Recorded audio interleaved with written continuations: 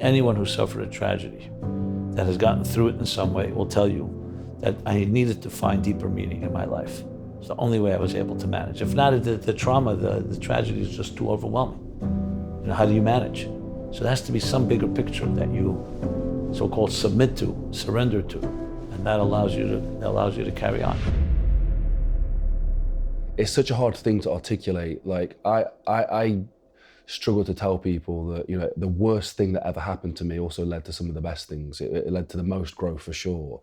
Is there a way of articulating that? Because there's a lot of people right now who may feel that they can't overcome this thing, or they've buried it. Is there value in trying to go through the process, get to the other side? You have to listen. The only way, what they say, the only way out is through. You can't avoid it. Once something has happened that is a tragic event, a loss, a death, or anything that is a setback, some people numb themselves. You just self-medicate, and you numb yourself, you distract yourself. But that doesn't mean the pain's not there. It just means you're not feeling it. It's like someone that kills their nerves. So it's not going to last. So the fact is, there's really no way out. It's like, I'll cry. Like one great scholar or teacher told a student who had a tragedy, he said, I don't have answers for you, but I can cry with you. Tears are very cathartic. They're very healing. There's nothing wrong to feeling that I'm not okay. It's fine. Some people just need to know that. They think, if I'm weak or vulnerable or I'm hurt or I'm crying, something's wrong with me. No, there's nothing wrong with you. That's exactly what is natural. That when a person suffers, cry. And you don't need answers. And find people that will hold your hand. And if you're a person who's supporting someone who's gone through that, hold their hand, be there for them. You don't need to give answers. You don't need philosophies. You don't need explanations. I always say this, the greatest mind cannot speak to a bleeding heart. So it's not you're going to find some type of brilliant concept or brilliant philosophy that's going to explain away a tragedy. Tragedy is just too strong, too powerful for the mind to fathom, let's be honest. The mind cannot deal with it. So you have to go deeper than the mind. And the place that's deeper than the mind is love, faith, hope, meaning, and purpose. And that's what you hold on to for your dear life. And you just forge ahead. And some days are going to be harder and some will be easier. I'm not going to mince words. I'm not going to say we all know it's not a party. Sometimes it's very painful. But remember, that which doesn't kill you makes you stronger. And if you can move from one day to the next, you get stronger, whether you know it or not. And ultimately what will emerge is a new person. A person that you'll see that you went through the fire and you become a more powerful person in the process. I also say, always speak to others who've been there. So you're not alone. Loneliness is a very big problem here because when you suffer, you think that nobody can understand me. Nobody wants to be around a person who's in pain. They'll never get me. Having others that have been there and the empathy that they can bring to the table is a tremendous healing agent. Absolutely. Never underestimate that. Again, we go back, what pain does, it throws you out of your regular comfort zone. So all the tools that you had yesterday are not working. And that makes you feel desperate. Everything I was using, I thought I was in control of my life. And if I wasn't in control, I was able to do this, and I was able to buy this, and I was able to go to this one, And then suddenly you're left completely helpless and completely vulnerable, naked. And all those resources didn't work. And that is very demoralizing. So the answer is find deeper resources, and they're there. Now you need to dig deeper. There's really no option.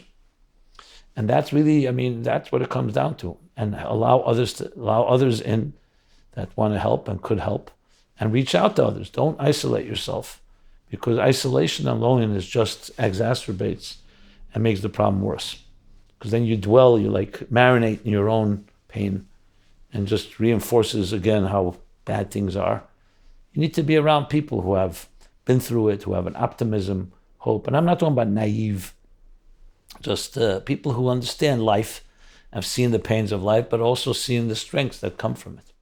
The thing that we can end on with this conversation, I think, would be a really nice roundup, which is almost, it is inevitable for everybody, and is death. And I don't know what your thoughts on it are, but I think an acceptance of death and understanding that it is inevitable, it is coming, can be quite helpful for a lot of people, but it's a very difficult thing to do, especially again when we bring in the ego and a lot of the things that we're taught. We don't really get taught about death very much at all, and I'd love to hear your thoughts on that.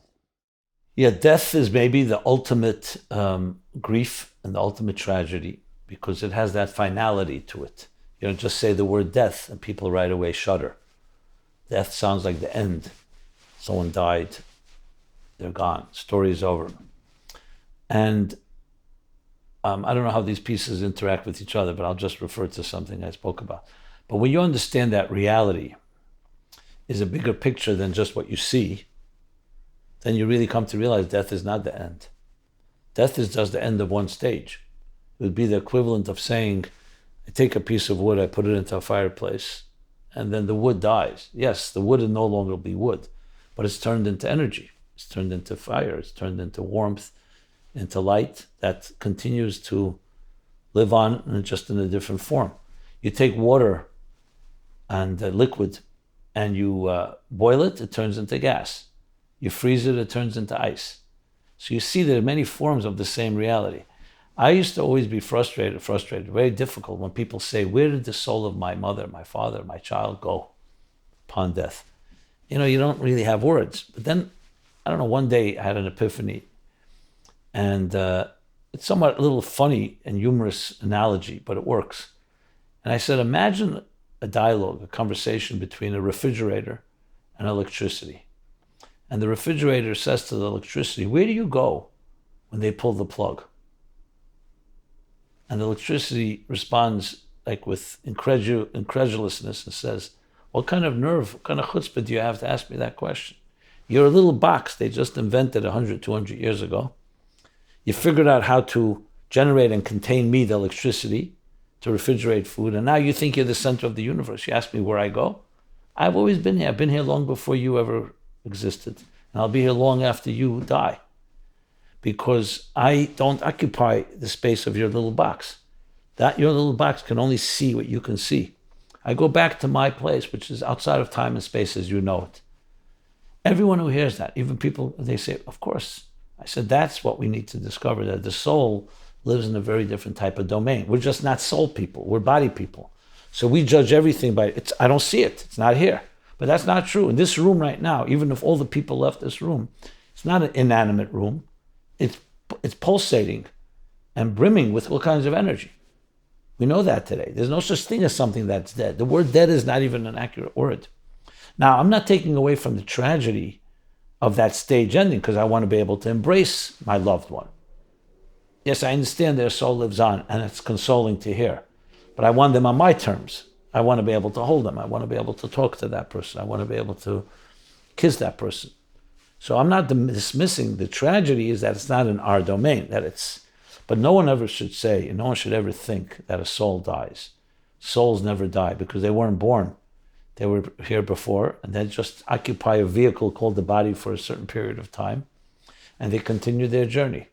And it's very consoling.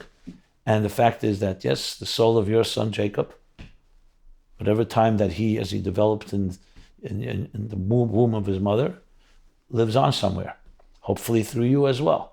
And the same is with every soul. So again, I've experienced the death of my father, so I am aware of the pain. It didn't even though I'm fully aware of the soul, I still cried. Because there's still that element that it's not on my physical plane, that it's on a spiritual plane. And we're not spirits, we are spirits within bodies. But the more you connect spiritually, the more you'll connect to the soul of the loved one. And in that sense, that never ends. Soul never dies. And the more soulful you can be on this earth, the more you connected and the less the finality of it is there. You realize there's much more to the picture. As many of you know, we are independent creators and filmmakers, but there is a massive attack on us right now. Traditional media over the last few years has started to slowly die. They are no longer the independent voice that you first thought they were. That's why we've created Mulligan Brothers Patreon. We've built something special for our most dedicated supporters, and I want to break it down for you real quick. The supporter tier gets you ad-free early access to both video and audio versions of Mulligan Brothers interviews 24 hours before it goes public. The executive tier gets you everything that a supporter tier gets, plus more. Exclusive interviews and behind-the-scenes content, walk and talks, daily routines, unreleased interviews, the stuff that you don't see anywhere else. And finally, the executive producer tier. Everything from the supporter tier and the executive tier, plus exclusive perks. Access to our treatment packages. Be the first to see which guests are coming up and get insight into the topics we'll be discussing before anyone else. And you'll even get an executive producer credit on every single documentary that we make. So if you've ever wanted to support the Mulligan Brothers mission of inspiring change so we can go around the world and get these stories that nobody else will, this is exactly how you do it. Go to patreon.com/Mulligan Brothers or click the link in the description or scan the QR code on screen. Join the community and help us inspire change.